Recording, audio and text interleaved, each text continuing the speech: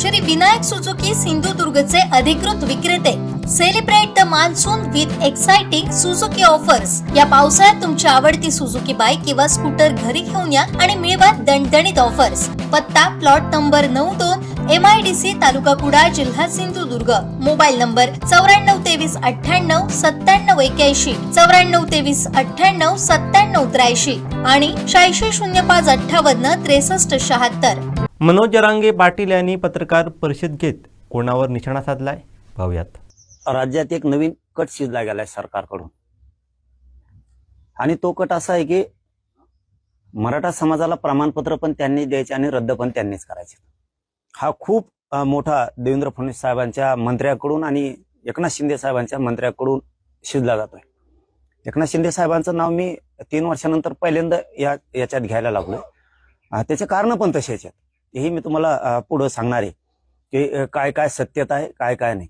आम्ही शिंदे साहेबांवरती माया किती करायची, त्यांच्या लोकांवरती किती करायची, आम्हाला सुद्धा काही क्षमता आहे. कारण क्षमता काही रूल त्यांनी सुद्धा पाळले पाहिजेत, नुसते मराठ्यांनीच पाळता कामा नाहीयेत म्हणून. आणि याच्यात सगळ्यात मोठा वाटा फडणवीस साहेबांचा आणि त्यांच्या मंत्र्यांचा आहे की मराठ्यांविषयी जो कट रचला गेला, प्रमाणपत्र रद्द व्हावेत म्हणून. जे राज्यात कालपासून जे धुमाकूळ चाललाय ना, जरांगे पाटलाचं आंदोलन, त्याच्यातून कुणबी प्रमाणपत्र मिळाले आणि प्रमाणपत्र धोक्यात, अमुक धोक्यात, तमुक धोक्यात, हे जे पेरलं गेलं ना, हे सरकारनं जाणून बुजून ही कट रचलाय खूप मोठा. कारण मी एकटा पडावा म्हणून, आणि मी त्या मराठ्यांसमोर राज्यातल्या सिद्ध करून देणार आहे. मला एकटं पाडण्याचा प्रयत्न का केला आणि माझ्या मराठा समाजाचं वाटोळं करण्याचं काम सरकार कसं करतंय हे मी तुम्हाला सिद्ध करून देणार आहे. नुसतं बोलणारच नाहीये, तर ते मी सिद्ध करून देणार आहे की सरकार कशा प्रकारे मराठ्यांचं वाटोळं करतंय, मराठ्यांच्या पोराचं वाटोळं करतंय. मग त्याच्यात भाजपमधला मराठा सुद्धा आला. त्यांनी सुद्धा लक्षात घ्यायचंय, तुम्ही ज्या पक्षाला वाढवताय ना, त्या पक्षात तुमचे सुद्धा पोरं काम करतात. तुमच्या पोरांचं शिक्षणात आणि नोकऱ्यात कसं वाटोळं होईल याचा पुरेपूर निवेदित कट असा सरकारकडून रचला गेलाय. अरे नालायक करून करू नका तुम्ही. मी इतका मागा लागणार ना, तुम्ही मला माझ्या अंगावर येऊ नका. फडणवीस तुम्हाला सांगतो, मी जर तराला लागलो ना, तो तुमचं लय अवघड करून टाकेन मी सगळ्याच. इतके पुरावे द्यायचे तुम्हाला तरी रद्द होती. काय ते पुरावे, काय पुरावे आहेत का काय? ते निजामकालीन येतं, इंग्रजकालीन येतं. तुमच्या याचा नवरा जिवंत नव्हता तेव्हापासूनचे पुरावे येते. काय पुरावे येते? कोण अधिकार देत तुम्हाला मराठ्यांचं वाटोळा करायचा? माझ्या समाजाच्या लेकरा बाळाचं वाटोळा करायचं कोणी सांगितलं तुम्हाला? काय पुरावे आहेत का काय येते? तुम्ही कुठं पण बघा, इतके पुरावे नसते. तो नुसते प्रमाण 3000 लोकांचा वाटोळा करायला लागला तुम्ही त्या दही अंड्याच्या. आता तुम्ही याचं त्या जिल्हा परिषद सदस्याचं वाटोळं करून टाका. ह्या लेकरांचं पाप कोण डोक्यावर घेणार आता? फडणवीस तुम्ही का? त्या बावनकुळ्याचं सांगण्यावर बावनकुळ्याचं पत्र देतो, इन्व्हेस्टमेंट करून दिलं त्यांनी, त्या नोंदी रद्द करा म्हणून. हो, हे फडणवीस लक्षात ठेवा तुम्ही. आता त्या बावनकुळ्याने मराठ्यांचं वाटोळं करायचं ठरवलंय. त्यांनी इन्व्हेस्टमेंट करून पत्र दिलंय की नोंदी रद्द करा. तुमचे निवडून नाही आले म्हणून तुमच्या निवडणुकीसाठी माझ्या मराठी लोक मारणार तुम्ही. मी 15-20 तरी आमदार पाडीन तुमचे एकट्या बावनकुळ्यासाठी. काय रक्ताचं नातं पाहिजे? रद्द झालं कशावर? कशावर केलं? पैशावर? पैशावर केलं का? एक जण म्हणतो शिरसाटकडी, एक जण म्हणतो घुंबरेकडी म्हणून रद्द केलं. कशामुळे रद्द केलं? हे तुमच्या राजकीय स्वार्थासाठी शिंदे साहेब. आणि बच्चू कडू कुणाचा आहे? शिवसेनेत प्रवेश नाही त्याचा. किती गैरसमज पसरला राज्यात तुम्ही येऊ. मला आयुष्यातही शिंदे साहेबावरती संशय येत नव्हता. आयुष्यात इतकं मानतो त्या माणसाला मी. पण शिंदे साहेब मला सांगा, तुमचे हे मंत्री असं करणार का? मी उदय सामंत साहेबांना सुद्धा सांगितलं होतं बरं का त्या टायमाला, तुम्ही घात करता हॉस्पिटललाच मुंबईत. खऱ्याचं खरं करा, खोट्याचं खोटं करा. शिरसाटांना सुद्धा फोन करून सांगितलं होतं मी, तुम्ही खोटे घात करता तर माझ्या समाजाचं वाटोळं होईल बरं का. आणि विलास घुंबरेला सुद्धा सांगितलं होतं मी हॉस्पिटललाच. हेच विषय तुम्ही वाटोळं करता ना मराठ्यांचं तुमच्या राजकीय स्वार्थासाठी. केलंच ना शिंदे साहेब तुम्ही तेच. तुमच्यावर मला कधी डाऊट येत नव्हता. शिंदे साहेबासारखा मी कोणालाच म्हणत नाही. तुम्ही मला काही करू शकत नाही. जा तिकडं, बघा मी बी काय करायचं ती. सत्तेत गेलात म्हणजे का तुम्ही माज उतरणार का काय आमच्याकडं? यांच्यावर कधी संशय येत नव्हता. आमच्या मराठ्याच्या आरक्षणात विरोध करणारे लोक तुमच्या ऑफिसला कसं काय येतात? कस काय येतात? तुमच्या प्रवक्त्या संघ, तुमच्या मराठा समन्वयका संघ कस काय आहेत? बाळासाहेब भवनला हमेशा कस काय संशय होऊ नये?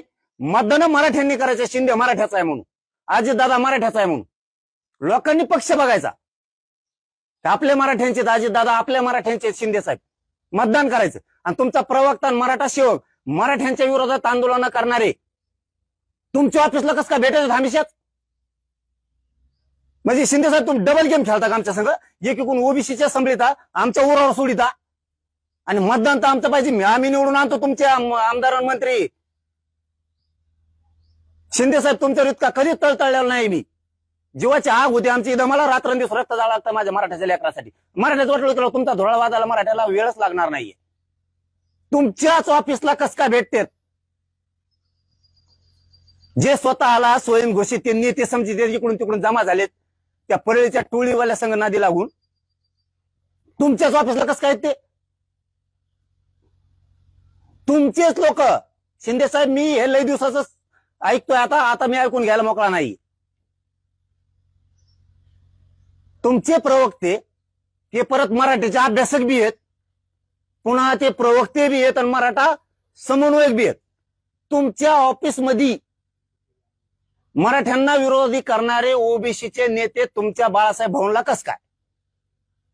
ते तर तुम्हाला विषय देतात. मग तुम्ही सांगितलं का दाटून मला विषय द्यायचा आहे, पण मराठ्याच्या विरोधात, जरांगेच्या विरोधात आंदोलन कर? हे दोन कारण सांगितले तुम्हाला आता. आणि तिसरं सांगतो, तुम्ही जे मराठ्यांच्याच काही समन्वयकाला माझ्या विरोधात आंदोलन करायला लावताना, ते सुद्धा तुमच्याच पक्षाचे, तुमच्या पक्षाच्या कॉलेज आहे संभाजीनगरला, तिथं बैठका होत्यात माझ्या विरोधात. तुमच्या सांगण्यावर होत्यात एकनाथ शिंदे साहेब. कशाला रे असं विस्तारित शिंदे साहेब? ठासून करावं, काय करायचं? मैत्री करावं तर ठासून करावं, शत्रुत्व करायचं ठासून करावं. तुम्ही असे छक्केपंजे खेळताल असं मला कधीच अपेक्षा नव्हती शिंदे साहेब तुमच्याकडून. कारण आम्ही मराठीच्या पोरांनी तेवढ्या खस्ता खाल्ल्या तुमचे लोक निवडून आणताना. आम्ही थोडं बी लक्ष दिलं नसतं ना, तुमचे लोकच निघले नसते. तुमचा गद्दारीचा डाग पोसाला आम्ही मराठी आहेत. आमच्यावर ही वेळ येऊ देऊ नका. उद्धव ठाकरे बारा म्हणायची, ती उद्धव ठाकरे साहेब बारा म्हणायची वेळ येऊ देऊ नका. कारण का आम्ही तेवढं रक्त झिजलंय. 1 रुपया घेतलेला नाही तुमचा, 1 रुपया. लोक इथं प्रचाराला नुसतं बाहेर जायचं म्हणलं तरी 500 रुपये तिकीट कवाने घेतात. 1 रुपया नाही. विचारा उदय सामंत साहेबाच्या शब्दावरती. अरे ते माणसं बरे असे वाटायला लागले, ते उदय सामंत साहेब, शंभूराजे देसाई साहेब तुम्ही लीडर आहेत. आणि आमच्या मराठ्यांचा माणूस म्हणून शिंदे साहेब तुम्हाला तळ हाताचा फोडवर घेतलाय आम्ही. आणि तुम्ही ओबीसीचे लोक आमच्या अंगावर घालता. आणि तुम्ही आता ही गेम करणार आमचा. आणि फडणवीस साहेबांनी तो मागा लावलाय, तो बावनकुळे. त्या बावनकुळ्यांनी इन्व्हेस्टमेंट करून पत्र दिलंय नोंदी रद्द करा म्हणून. मला हे दाखवायचं नव्हतं. मी लाड साहेबाला त्यावेळेस सांगितलं की तुम्ही चांगले काम करा, असल्या खोड्या करू नका.